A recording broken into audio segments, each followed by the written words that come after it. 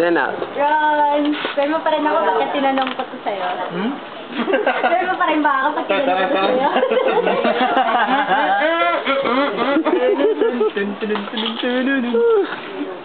Parang galit niya Rian ah. Manhanap pa ka ba? Wala yan! Yung tanong niya, handa mo bang tanggapin tong boteng to sa ulo mo? Game? Lahat na gagawin ko rin. Ano? Kasi di ba, ganito yung topic yung tungkol sa mga plastic. Bakit nga pala bawal yung plastic 20? Hindi, bawal din ng plastic sa Muntinlupa, tanda mo. Ay, ano? Ba't ang plastic? Kaya kanino yan eh. Ba't ang plastic mo? O sige, kung kanino man, ba't ang plastic mo sa kanya? It is your defense mechanism. Gaya. Mechanism.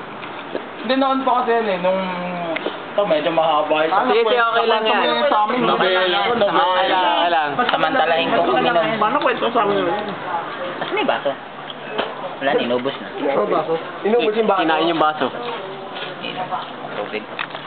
Lagay mo yung ulo. Lagay mo. Hindi, yung picture. Pare, sarap ng croquet. Oo nga eh. Oo nga, iba yung lasa ng krobek. Ako nga naghalo yung kabagat Propex sa akin eh. Tama mo, nakabag pa oh. Sarap talaga ng libre, no? Ha? Ha? Bakit? Hindi, wag dahil kay Pogi na. Ano pa, may pa isa oh. Kahiyaan pa itong mga to. Oh. Huli niyo na. Jacket fish. Okay. Jahifish. Ayoko, game. Mamum. Ito kasi sa totoo lang, oh. Alam niyo naman, nabilang lang talaga, yun. So, sa mga nakakaalam talaga, yan, katulad ni Gerald. Hindi ko alam. Bilang na bilang lang talaga yung ginanong ko. After yan nung time na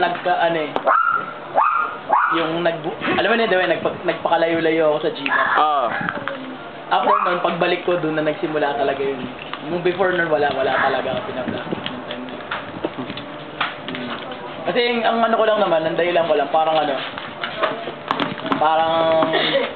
hindi parang, bawas na bawas yung tiwala ako sa mga tao.